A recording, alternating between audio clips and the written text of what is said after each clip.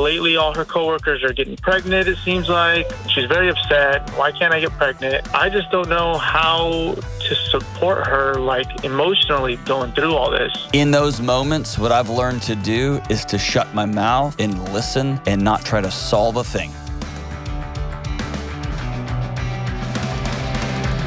Welcome to the No Spin Zone. This is the Dr. John Delony. I don't think this whole show is a spin zone. It's like a washing machine in here. This is the Dr. John Delony Show. I'm so glad you're joining us. Talking about mental health, relationships, marriage, and parenting on the best podcast ever, really, on all those topics.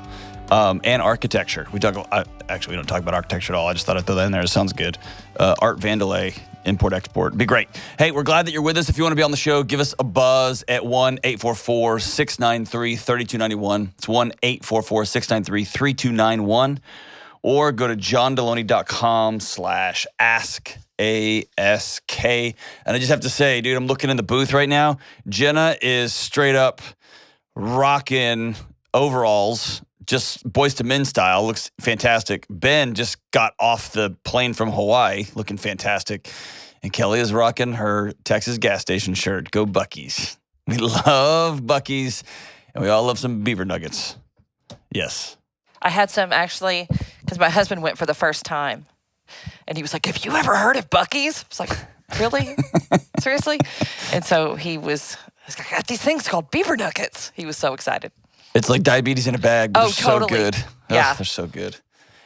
And a Buc-ee's just opened up in Tennessee, and it's like a landmark here. Anyway, that's what the world's come to, good folks, is we really celebrate the opening of a gigantic gas station / planet system, whatever. All right, let's go to Morgan in St. Louis. What's up, Morgan? Save us. Hey, I'm still giggling about diabetes in a bag. What's happening? Hi. Thanks for having me on the greatest architecture podcast ever, apparently. Yes. So tell us about your architecture challenges, and if you have some drainage issues or some roofing, I don't know. It's a decent segue because I'm looking for some guidance navigating living situations post-divorce. Okay, cool. Yeah. Hey, you should work in radio. That was a fantastic transition from a train wreck to an actual segment. That was good. Yeah, I'm not sure I'm cut out for that. So my now ex-husband, we separated last October. Okay. Our divorce was final in March. And we have 3 little boys. They are now 10, 9, and 6. Holy smokes. Yeah. So when we divorced, or even when we separated, we had 2 homes on the property where we lived. So he moved into the old house. I stayed in the house we had remodeled with the kiddos and committed to staying here for 18 months to kind of give the kids a transition. My folks joke that it's divorce light because they see both of us every day. Mm-hmm. They run back and forth. If we're going to leave to school and one of the boys says, hey, can I go say hi to Dad? Yes, you can run on over. So it's been a good transition, I believe, for our kids, but it's not forever. And the moves that I'm contemplating, moving off of the property, he's going to stay on the property. He has a business that he runs on the property. So that's what makes sense. But I don't see us living 200 yards apart as viable indefinitely. So I'm trying to evaluate kind of what's next. And I could choose to stay local and keep the kids in the same school, live in the same community. I have a lot of reasons to not want to do that. I personally would prefer to move out of state with the kids. And the reasons that I have for that also revolve around them. My career, it materially matters. I've been the sole provider for our family for the last 4 years as he's doing this startup.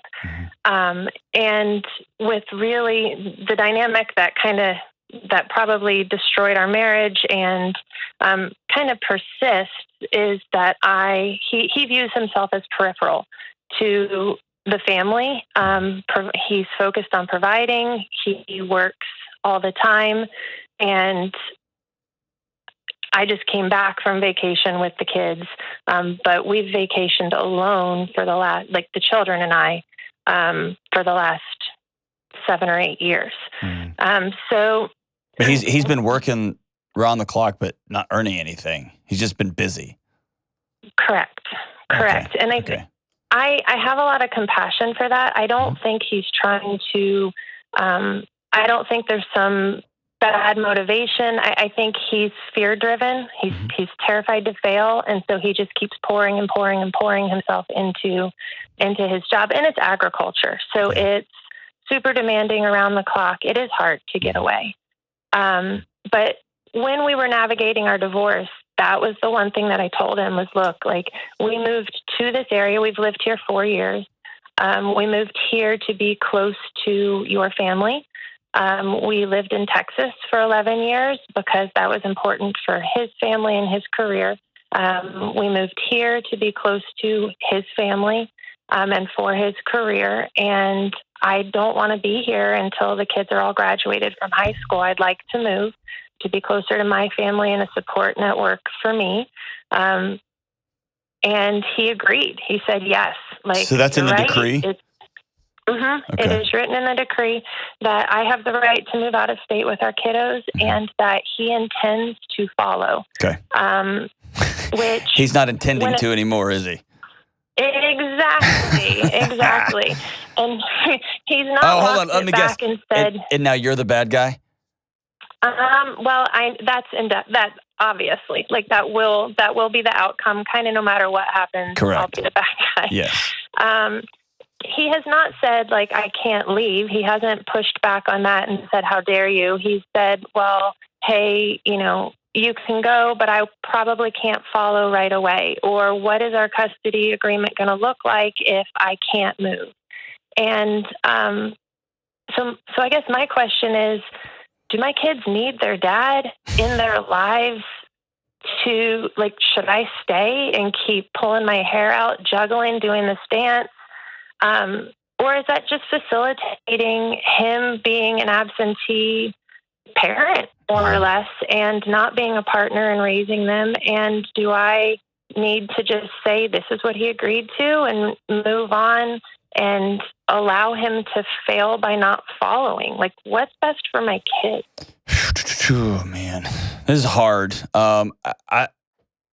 To answer that question with any sort of certainty, I would want to spend a long time with you and with him. Let me talk around it a little bit. Is that okay? Yeah, absolutely. You said he's a person who's probably deep down a good guy. He's just scared to fail. And he's scared to fail. So he's so scared to fail that his marriage has failed, his business has failed, and now he's moved to a new place and this business has failed, and he just hasn't called it yet. So he's made a lot of choices that revolved around him and his needs. And your kids, your sons, have got a picture of what a dad is, what a husband is, what a man is. And at this point, again, without talking to him, seeing him, the external metrics are a pretty dismal picture of what responsibility looks like, what character and integrity looks like. And character, like, is what Eric Thomas says. It's simply saying you're going to do what you said you're going to do. And he hasn't done that. I would challenge you. You have not had a transition. In those boys' minds, y'all are not divorced. You're just living in other rooms. They have not experienced the weight of this transition yet. And let me roll back a little bit. What ultimately led to the divorce? Did somebody cheat on somebody? Did you just have a nut? Like, this just sounds like you moved to the other room. It just happens that y'all got lucky and there was two houses on the property. What led to the divorce? There was no one else. It was more or less me. I accommodated, I enabled this dynamic for years, and it was me ultimately saying, this is too much. You're not here. I want you here, starting to actually articulate my needs and running up against the wall for several years and ultimately giving an ultimatum saying, I'm not going to continue like this. Either we want the same things and you're going to engage, you're going to start to see a therapist, you're going to start to find some help to be the kind of dad you're telling me you want to be the kind of husband you're telling me you want to be, or you're going to say, no, that's not really what I'm in this for, and we're going to go our separate ways because I'm not going to do this anymore. So there's a insidious form of manipulation. He left you a long time ago. Yes. He left you a long time ago, and he didn't leave, which makes it worse because then it makes you feel crazy. Is that fair? Accurate. Yes, very and fair. Then it's in counseling. There's a million different definitions here, but it's the one down position. He's controlling everything from the woe is me place. We have to go move here because I have to do this thing for you. What it's for you? It's for them.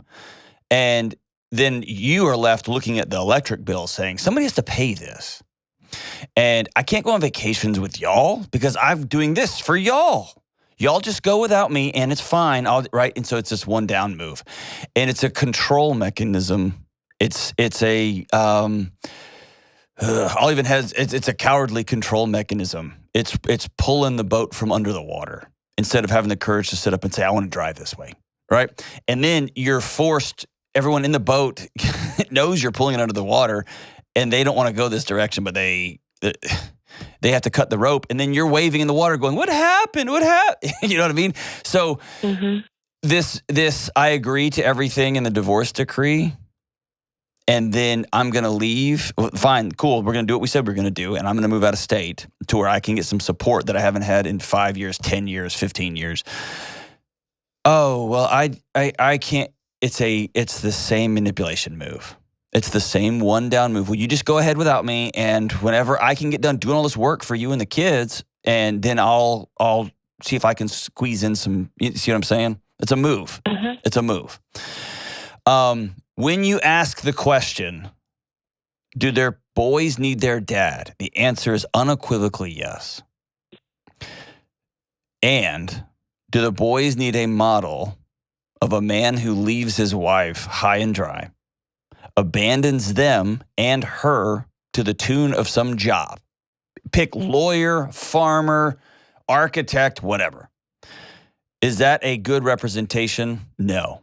And what those boys are going to do, if they haven't already, is they are going to spend their life trying to figure out what it was about that tractor that was more important than they were.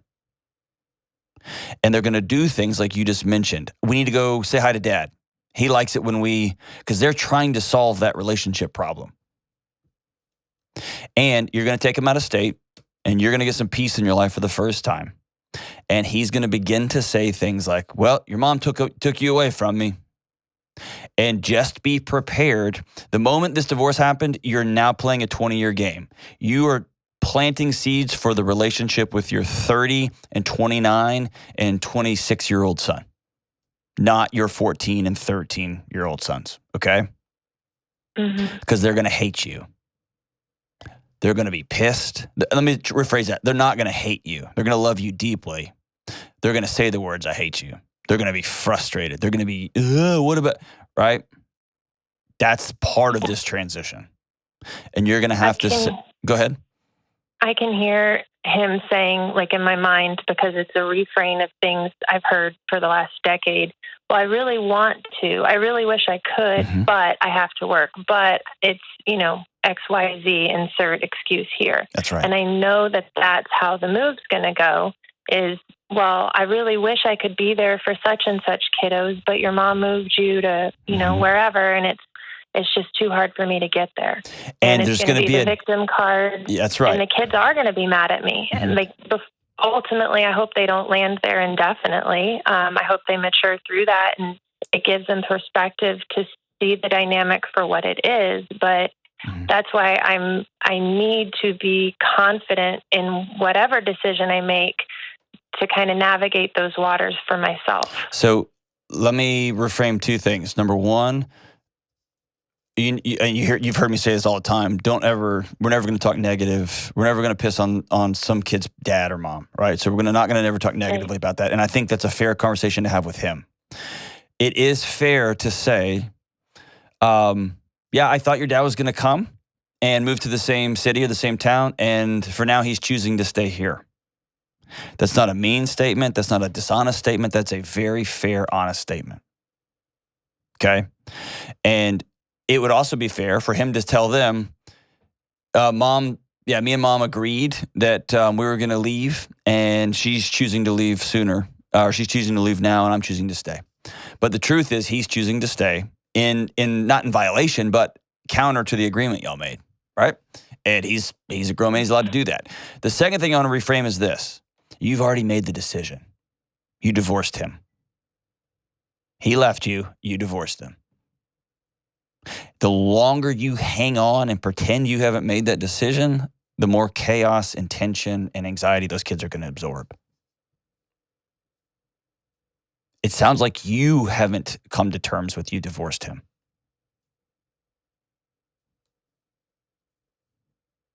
Is that true? Yeah, that's a tough one.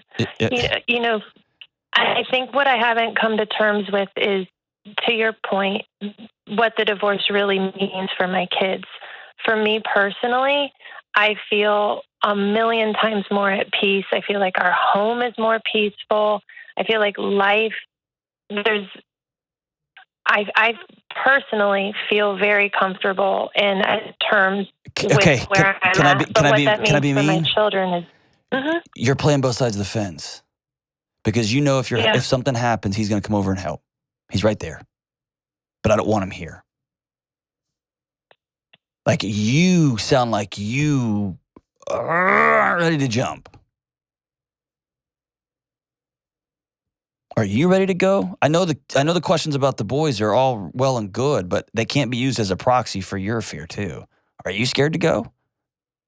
No, 100% I'm not. And go. And initially some of that was true, like pipes froze. Well, I called him, hey, can you help me with this? But that was the first couple months. I'm not leaning there at all at this point. Very cool. Then now you gotta load the truck. Yeah. And yes, there is not a way, let me answer this, there's not a way to do this without a lot of tears and a lot of heartbreak and a lot of second guessing.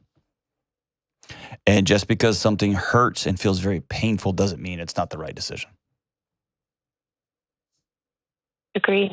In a perfect world, when you sat down with him, your husband, and said, I'm tired of you having an affair with your imaginary jobs. And I'm tired of being a single mom raising 3 young little boys. And I'm tired of having to explain to 3 little boys why their daddy is cheating on their family with a tractor.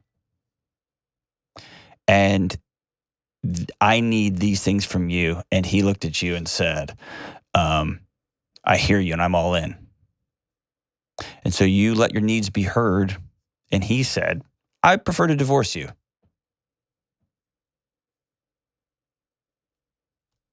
And so you're carrying a lot of guilt and a lot of shame, and you got to set that stuff down and be about living your life.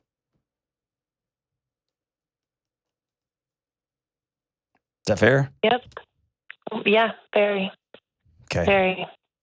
This feels like I'd feel much more confident in my answer if we were sitting down, the 3 of us, me and you and your husband, but this feels like another move.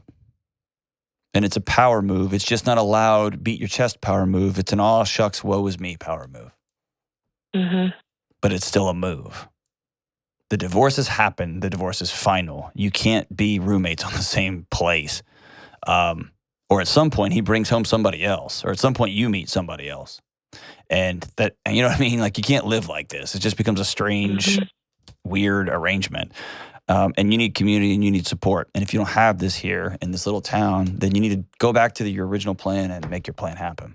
And yes, your boys are going to be pissed. And yes, they're going to say things like, I hate you and I can't believe you took us away from everything we knew and loved. We missed the farm. Blah, all this stuff is going to be true. But they may also have peace for the first time in their entire life. And That's my hope. they may have a mom who's able to breathe for the first time in her entire life and have that ripple through. They're always going to wonder what they did. What was wrong with them? That dad wouldn't go on vacation with them. That dad was more interested in whatever than them. They're always going to wonder why dad picked this over mom, why dad picked this over that. And they're always going to wonder why you took him away. And hopefully, you stay invested and you stay plugged in, you stay intentional even through the storms, because the storms are going to come. You stay intentional through those things. And man, when they're 18, 19, 20, 25, 30, they're going to realize what a brave, powerful mom they have. And I'm sorry you've been through this. This has been a long time coming. I'm sorry. I'm happy to walk with you through this, man. Don't hesitate to call me, Morgan, if I can ever help. All right. Best of luck. We'll be right back. Hey, what's up? Delony here. I've got a word from our sponsor, BetterHelp. I'm always getting calls about burnout, what it is, what to do about it, and just how to live feeling this way. Burnout is when your body has enough and it says, I'm out, I'm done. It's that deep feeling of exhaustion after a long period of being overworked and overstressed and just fried. And most of us associate burnout with work. But burnout can happen at any area of our lives, and it can cause a lack of motivation, irritability, fatigue, or randomly crying at some random song on the radio or when somebody looks at you the wrong way. And that's why I love my friends at BetterHelp. BetterHelp Online Therapy exists to give you the chance to invest in your healing. BetterHelp is customized online therapy that offers video, phone, and even live chat sessions with you and your therapist. You never have to even see anyone on camera if you don't want to. It's more affordable than in-person therapy. Plus, you can be matched with a therapist in under 48 hours. And today, our listeners get 10% off their first month at BetterHelp.com/Delony. That's BetterHelp, HELP.com/Delony. All right, let's go to Joe in Clayton, California. Hey, what's up, Joe? Hey, John, how are you? Good, brother. How we doing? Pretty good. Good deal. Taking my call? Yeah, man. What's up? How can I help? Okay, so my question is, how do I support my wife emotionally while we're going through her fertility treatment? So a little backstory on this. About 3 years ago, she had a early... I can't even think of the name right now. I'm sorry, I got a little nervous. No, that's all good. Miscarriage? Miscarriage, yeah, sorry, I couldn't think of the word. That's good. And then, so we went through that, it was a little difficult time. And then about a year in, we started seeing some doctors because we weren't having a baby. And then she did some medication. And now, going forward, we're going through this now. We did one IUI as per the doctor, and that didn't work out. We're still waiting to hear back on that. But I just feel like lately, she works at a hospital. So lately all her coworkers are getting pregnant, it seems like. On social media, that's all she's seen. And I just feel like that's all she's been bringing up and talking, and she's very upset. Why can't I get pregnant and stuff like that? Mm-hmm. I just don't know how to support her, emotionally going through all this. None of our close friends have any kids or have gone through this, so I don't feel like any of them have helped or can help. I just don't know. I feel like I'm overwhelmed with this. Yeah, man. Well, thank you so much. And I can tell you from personal experience, I've done this the wrong way in a pretty dramatic fashion. So I'm going to tell you things I've sat with couples to talk about this, and I'll tell you, I'll mix it and match with my own experience, okay? First, I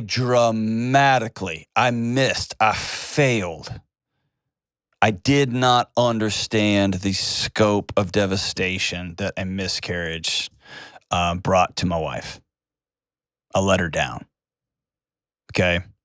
So what I would tell you is, however you felt or didn't feel, multiply that by 1,000.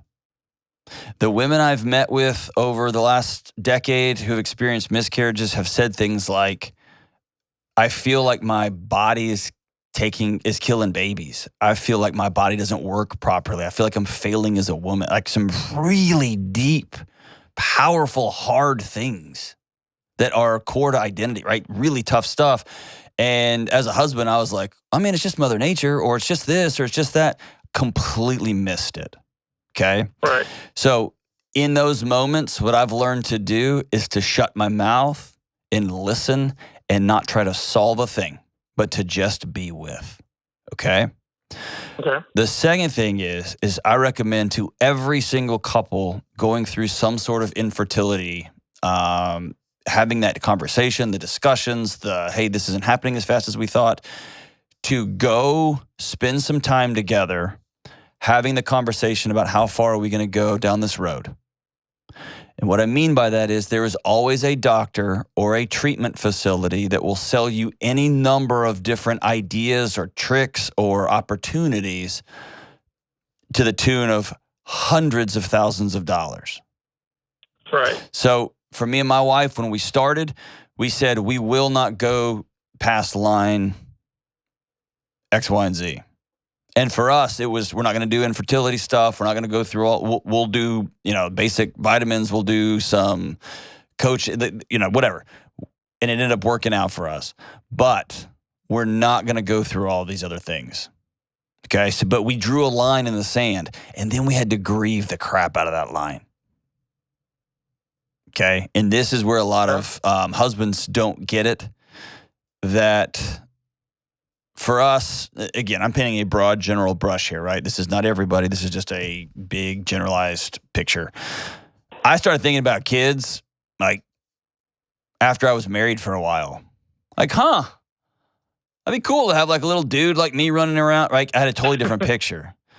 Right. My wife had pictures of what her home would look like and the kids running around in her home when she was like very, very young little girl. And so the differences in how we grieved was dramatic and big. And she owned every inch of that. And it's my job as her husband to sit in that with her. If she'll even have me, she may have to sit in that by herself sometimes. Okay. Right. And you and or her, man, you walk past that empty room and you're imagining the nursery. You're imagining little trucks scattered all over the place. And you go to somebody's room and you see like at your friend's house and they've got like a stack of diapers somewhere, right? Every period is devastating. Have you experienced that? Well, at first, when we first got married, she didn't really want kids. So that's like the thing that kind of threw me off. I feel like it's just recently in the past 3 years. Mm-hmm. I don't know if maybe because she's getting older. So let me tell you this. Whatever she said when y'all first got married, throw it out the window. It doesn't matter. Y'all are here now. Okay. Right? Right. And the more you try to be like, yeah, but 3 years ago, dude, we're here now. You know what I mean? Right. We're here now. Yeah. Right. And now she's telling you that every time she has a period, it's that her body's failed her again. Right. And something's wrong. And quite honestly, there's a feeling that she's failed you. And she's failed this picture and this family and all those things, right? Yeah, and that's what I've reassured her, that it's not a make or break, She's always saying, like, if you would have married somebody else, and I reassure her all the time, like, no, that's not the case. That's right. But, I mean, that's one thing that she always brings up. And there's also like, I don't know if you ever lost like a parent or a brother or sister, somebody close to you, but there's always that, if I had just called them, they wouldn't have gotten the car. Right? There's always this replaying of things that you can't change. Right? Right. And that's just part of grief. And so you doing the right thing by reassuring and saying thank you. Here's something that is not talked about very often that is very fair. You have needs too. And you are allowed to say, I want to take 30 days off of talking about babies. It's heavy in the home. I feel like I'm losing my wife. And I know that you're grieving. I am too. I want to take 30 days off from the baby conversation. It's becoming overwhelming in the house. Okay? And you're allowed to have that need also. Yeah, I think that's kind of what I was wanting to bring up, but without seeming insensitive or trying to say, I don't want a kid, you know what I mean? Because I feel like she might take it to that extreme. No. What I'm saying is, there's a difference between saying you need to shut up or you need to get over it That's insensitive. Right. Right? Saying, I'm hurting too. And every time you come home talking about how everybody else has babies, I have to hear it. I can't hear it either. It hurts. I need a break from talking about this. Can we stop, quote unquote, trying to have a kid? Can we give it 60 days, 2 months, and then we'll reset? And it may be here's another angle to this that I would recommend you take if you haven't already. I would ask that you and her, on your own, alone, write a letter to the baby that you lost. Okay. And did y'all name this kid? No. Okay. I have tattooed on my body 3 babies that we lost in miscarriage with names. Okay. And I had to grieve them. My wife grieved them. We grieved them together as though we lost a child that we were holding. Okay. It's a part of the grief. It's part of the grief cycle. And women are often told, yeah, it's cool, man. We'll just try again. Oh, that sucks. Yeah. You know what I mean? And so what they're encouraged by their community is to bury that grief, shove it down. Just a miscarriage, get over yourself. And so I'd recommend having some sort of small ceremony with just you two. Okay. Okay? And it's going to be heavy, it's going to be hard, and it's going to be liberating. Okay. I'll definitely try that. If you bring that up and say this is something you want to do and you'd love her to join you, that is a totally different thing than telling her, hey, I think you're probably going through some grief, and so it'd probably help if you did. You see what I'm saying? I want you to take ownership of this, okay? Okay. Right. Okay. Ownership of, I want to take 60 days off in the house. I need this for me because I'm hurting too. I hurt when my wife hurts. Let's take 60 days off from talking about babies. Let's take 30 days off, whatever that looks like. Let's stop trying. We can keep having sex, right? We'll still do the fun part, but we're going to stop, quote unquote, trying to have babies and following the clock and, it's 3 o'clock. Let's, all that kind of, we're going to stop that for 60 days. I need to get back to just being with my wife. Yeah. And I think that's where I feel like I'm getting overwhelmed with that too, because I work a ton of hours. Mm-hmm. I usually get home. I wake up about 2 a.m, get home about 5:30. When it's just like you said, it's that we got to do this, we got to do this, and it seems like it's like a second job.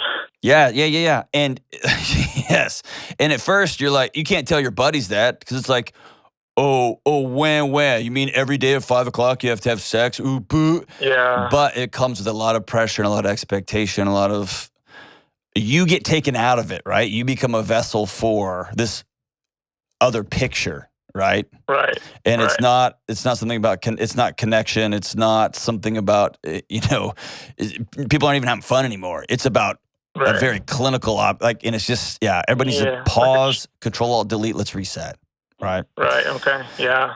But again, hear me say real clearly, this is about you saying, here's what I need, not here's what you should do.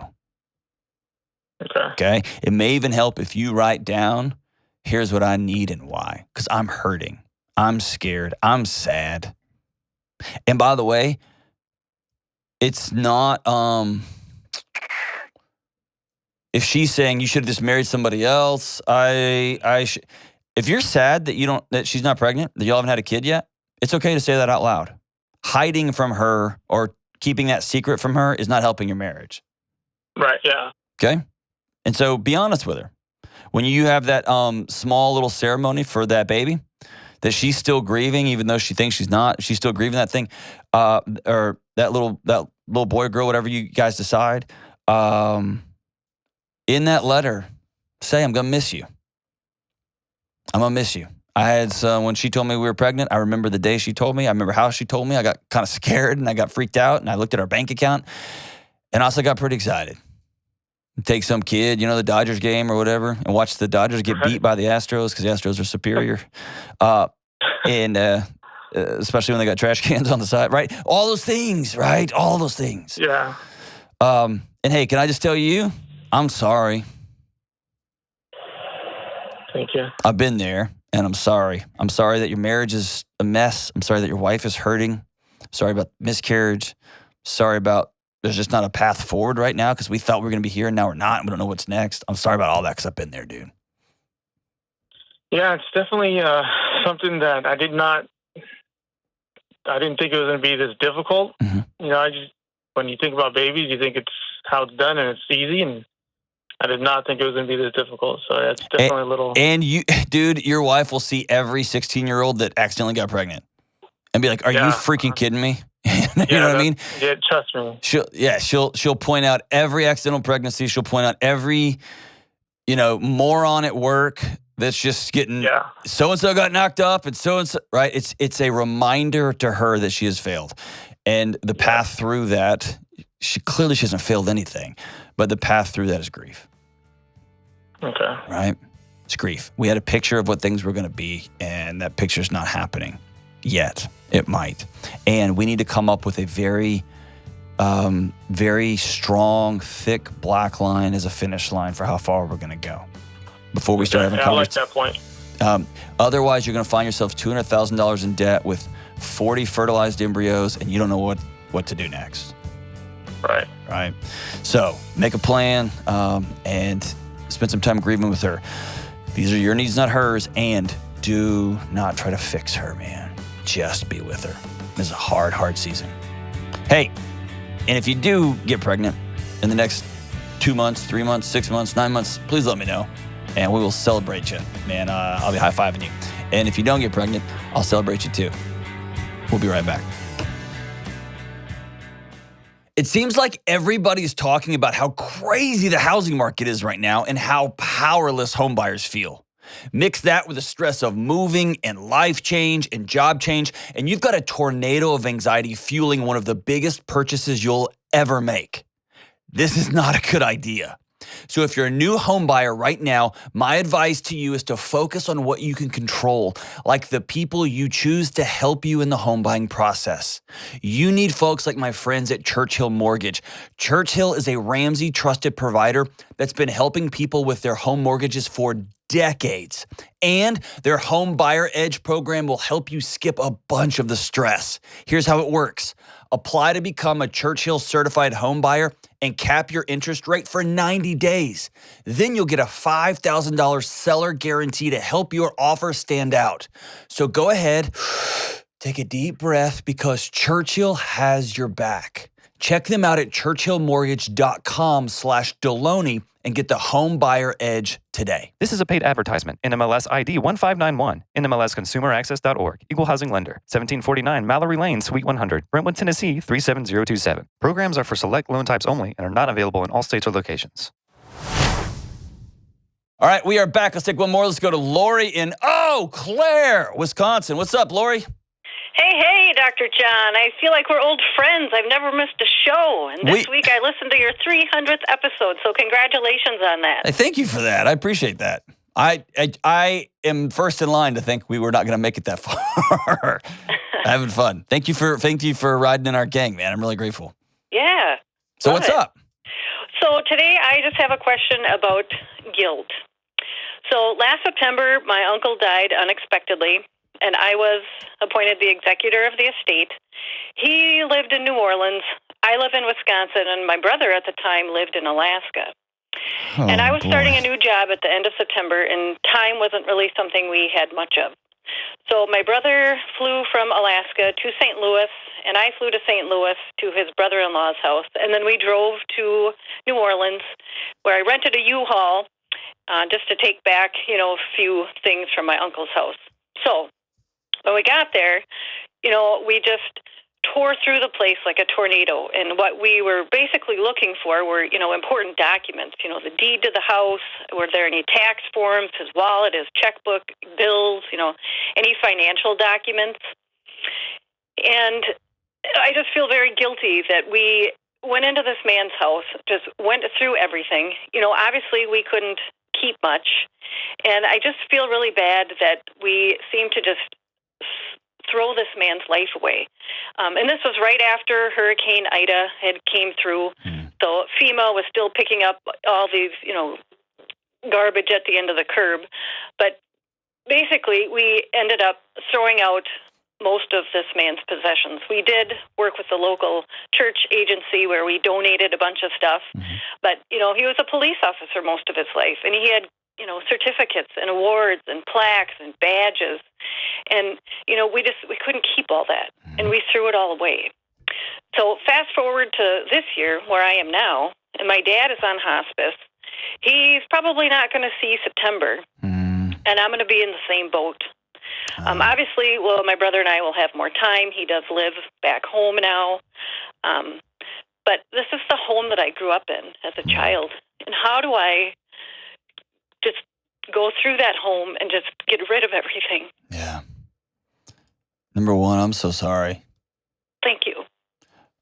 You must be somebody special for both of these men, these important men in your life, to appoint you as the person to see through things. Right. Pretty cool. And come on, man, could they have picked somebody else, right? It's both in. Oh. So guilt is good. Let's don't try to avoid guilt, okay? I don't think guilt is the challenge here. The challenge here is, do you have a good relationship with your uncle? Do you like him? Oh, yes. He was my best friend. Yeah. And, it just was so unexpected. That was quite a shock. Yeah. I'm thinking of my uncles, and I've got several of them, and they all have very particular ways they dress, and I got some real eccentric uncles and some straightforward uncles. I got one uncle that smells a little bit like leather, cowboy. Got an uncle that's a tech guy, kind of smells like an iPhone, I guess. I don't really know what that smells like, Google, I guess. Here's what I'm getting at. It was about a year ago. I was cleaning out some things in my closet, and I found a jacket, like a sports coat, that my granddad used to wear. My granddad died. One of the greatest men I've ever known, greatest men I've ever met. And I kept that jacket. It didn't fit. I always had dreams of it fitting and then getting it fixed and tailored. And I've carried it around for a long, long time. And he actually gave it to me before he died, so I've been carrying it for years. And I was getting rid of clothes, and I put it back on the rack, and then I took it off, and here's the words I said to myself. My granddad is not in this jacket. And I put my hand on my chest, and I said, my granddad's right here. And your uncle's not in those certificates and those badges, and he would have told you, throw all that crap away. You know what I mean? And yet, there's something that tells us, no, uncle, whoever is in that stuff, and he's not. He's with you. And then with your dad, very, very similar. Can your dad still hear you and understand you? Oh, yeah. Yep. Have you written him the letter and read it to him yet? No. You need to do that ASAP. Okay. What he means to you, what you're going to take from what he gave you, and how you're going to communicate that on, how his life meant something. And then what you will have is one of the most precious moments a person can have on planet Earth, which is the moment to consciously and directly and with love say goodbye. With purpose and meaning and dignity. And then you're going to have to tell yourself he's not in that stuff. I would also challenge you to tell your place where you work, if it at all possible, dude, I need a week off because my dad died. Mm-hmm. And God help them if they don't give you a week off. Good grief.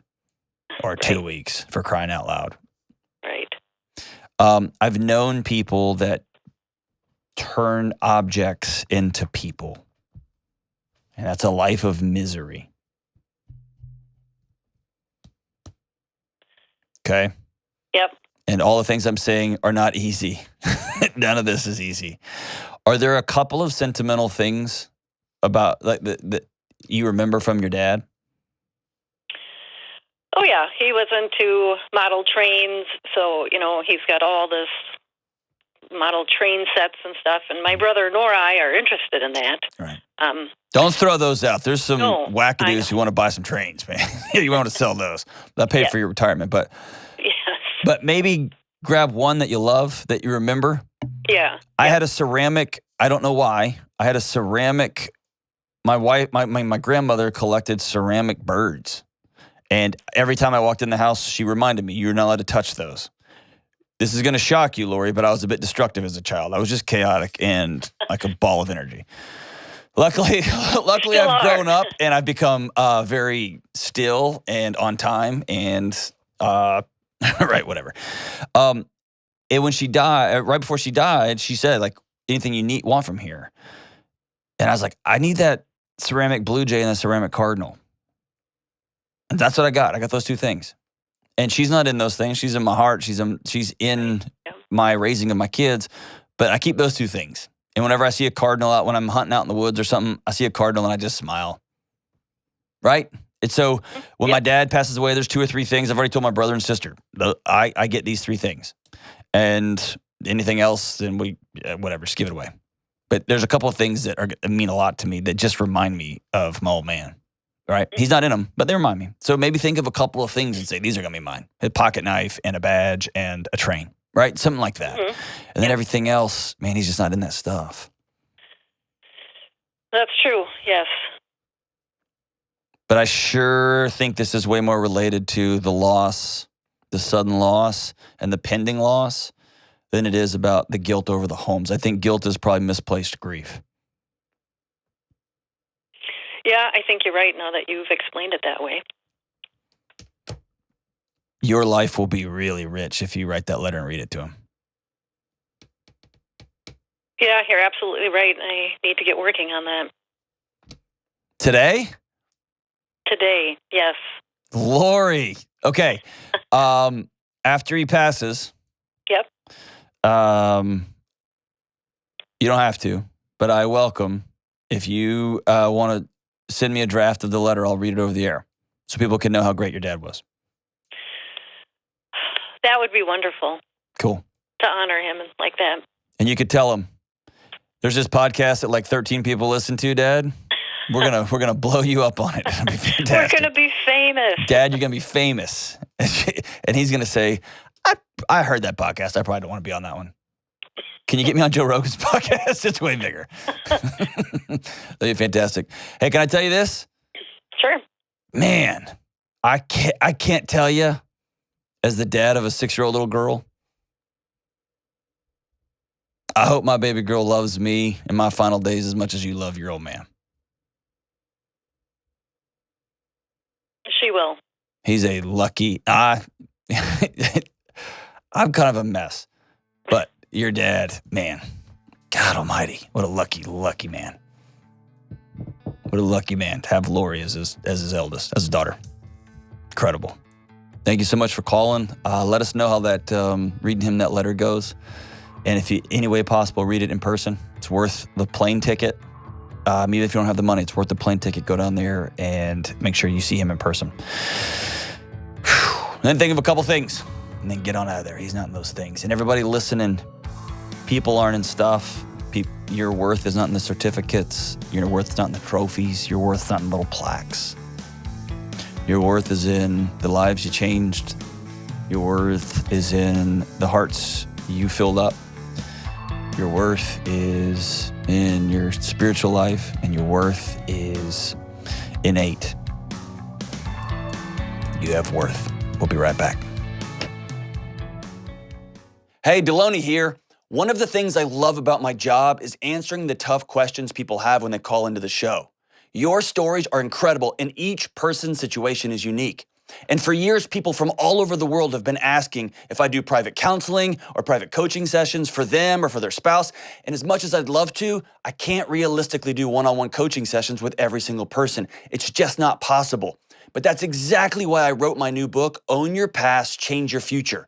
Within the pages of this book is exactly what I would say if you and I were sitting down together at a table looking for the next right move for you to make in your relationships or to help you live a more whole and peaceful life. As you read through each section of this book, I will show you how to look and own the roads from your past and head to the new roads of a well life moving forward. Go to johndelony.com to get your copy today. That's Own Your Past, Change Your Future at johndelony.com. All right, as we wrap up today's show, Kelly, why did you hand me this song? In the first call, you made a comment about the guy having an affair with a tractor, and immediately my mind went to this song. So, enjoy. Oh, and that's, okay. So, right above her Harry Styles tattoo, on her upper shoulder, she does have a Kenny Chesney tattoo. Now I get it, Kelly. Today's song of the day is Kenny Chesney's She Thinks My Tractor's Sexy. And it goes like this. Plowing these fields in the hot summer sun, over by the gate, lordy, here she comes with a basket full of chicken and a big cold jug of sweet tea. I make a little room and she climbs on up, open up the throttle and stir a little dust. Just look at her face. She ain't fooling me. She thinks my tractor's sexy. Is this a song? Who wrote? Come on, country singers, we can do better than this. She's always staring at me while I'm I can't even. Good to see you. We'll see y'all soon. My tractor's sexy.